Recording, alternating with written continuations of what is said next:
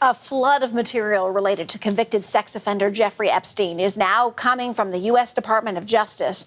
But as the DOJ previously warned, this is a partial release. Even more will still be coming. Chris Reyes is part of our team that's been looking into these files. There's a lot of them, and she joins us now from New York.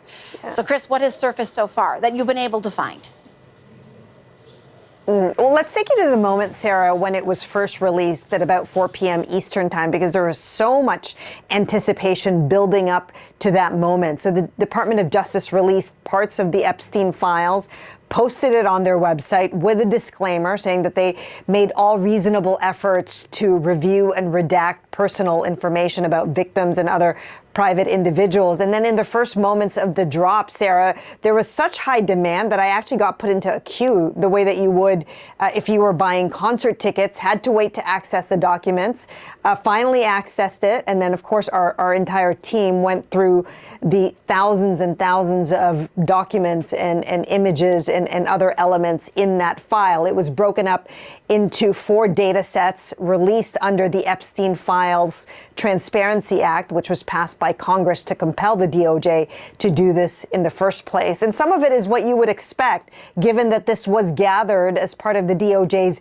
years-long investigation into Jeffrey Epstein. So a series of photos of his New York City home, the kind that would be taken during an FBI search. But some of the standout photos that I'll show you now are those that include former President Bill Clinton. Now, Sarah, it's not new that Clinton was on Epstein's jet, that he visited his home and was in Epstein's circles, but no doubt these new photos will raise new questions. There's a photo of Clinton, Michael Jackson, and Diana Ross, for example, in one image. There's another photo of Clinton in a pool of some kind, maybe even possibly a hot tub, with a person whose face has been redacted. So no reaction yet from the Clinton team, but many questions will be raised about some of the intimacy of these photos.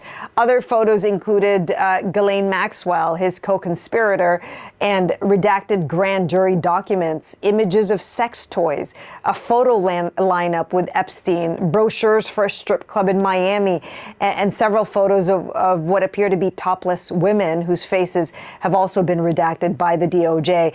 Again, thousands of documents and files and images in total. Now, as far as we know, this is not the entire file.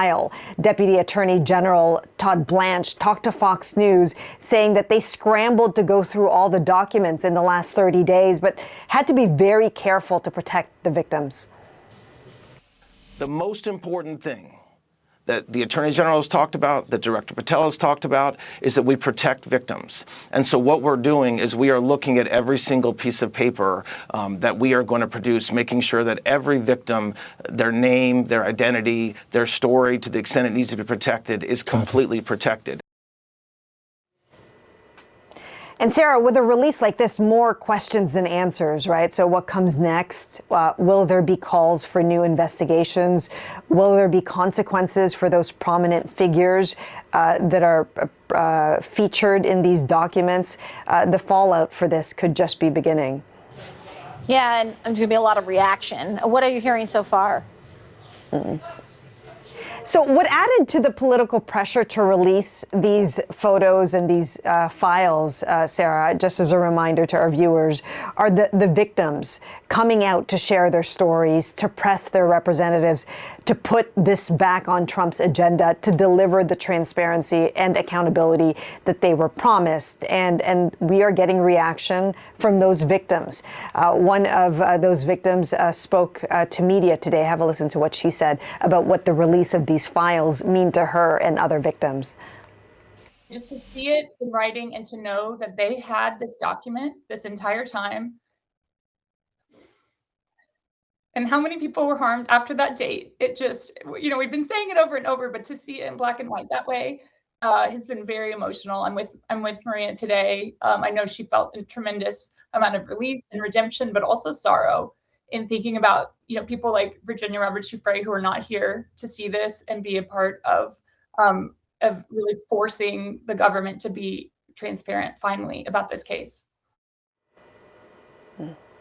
And I think it's fair to assume, Sarah, that we're going to get more reaction in the days ahead. But of course, we're some six days away from Christmas. Everybody's sort of in holiday mode. Who knows whether we'll get a lot of reaction from political officials on this, whether President Trump will come out to say something, and whether this will pick up steam in the new year. Thanks, Chris. For more on the Epstein files, I want to bring in Ankush Khardori. He is a former U.S. federal prosecutor and a columnist for Politico. We've reached him in Washington. Ankush, thank you so much for your time. Thanks for having me. Okay, so a portion of the files have now been released. What do you make of what's come out? You know, it's really a flood of information. It's hard to make sense of anything. Like as we're sitting here right now, it's such a significant volume of information. And, you know, this is a very, very unusual, I would say unprecedented event in America, releasing the raw information from a very large criminal case. And so I'm doing my best to try to urge folks to sort of be cautious and tentative about drawing conclusions. What do you make of the fact that, as we understand it, there are still more documents that are going to be coming out in the weeks to come? Are you concerned about that? Yeah, well, I mean, it doesn't surprise me. I think it's concerning in the sense, and it's another reason I think people should be on the lookout. Since the productions are being split up over multiple tranches, you know, it's possible you could get something in an early production that then looks very different once you get additional information in that later production. So it does, you know, give me some cause for concern that people may be jumping to conclusions on the basis of an initial tranche and who knows what comes out in the subsequent tranches. So this is something that I think confounds people's abilities to make sense of what's being released. Yeah, I get what you're saying. I mean, I had read only portions, and really I waited to see how the experts in this, those who've been following this very closely, have digested it and looking for explanations. But there's not a lot of I think what you're saying is there's not a lot of context around some of maybe emails that have been produced or even pictures. Is that what you're getting at? Yeah, exactly. Like, we're just getting pictures, we're going to get some financial documents maybe, there may be witness summaries, you know, it can be just sort of perilous business to try to draw inferences from that. I think your suggestion is exactly right, actually, and is exactly the suggestion I am trying to give folks here, which is your best bet is to rely on experts and people, journalists who have been following this story for a long time, because it's a very long and complicated story. And those people are really best situated to try to put discrete pieces of information in sort of temporal and substantive context, and are the likeliest, I think, to be most careful. But, you know, this is a challenging situation, even for them, I think. Given that you're a former federal prosecutor, I'm guessing that you have, you know, like so many people in the public, internationally, really, interest in what is being put out there. And it's a huge amount of information, as you said. Do you find yourself going through slowly, methodically? Are you taking a look at the raw documents? I really have no firm intentions to, because I really believe what I just said. I don't trust my ability to just go rummaging around and just think that I figured something out for the first time.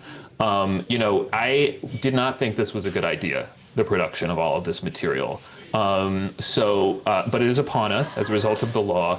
But, you know, a criminal investigative file, you know, it can have false leads in it. It can have allegations that were never corroborated or even disproven. You can have people potentially making allegations against other people falsely in order to diminish their own sort of responsibility for any misconduct. All of these things are routine in criminal investigations. And so the thought of just dumping a very large file of information gathered in a complex criminal investigation, it never struck me as a good idea.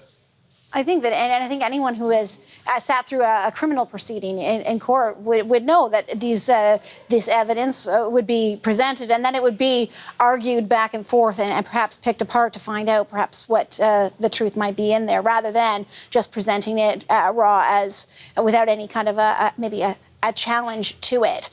You say you were against the release of the information this way. Is there another way in which you think it could have been released, perhaps better? You know, that's an excellent question, one I really struggled with.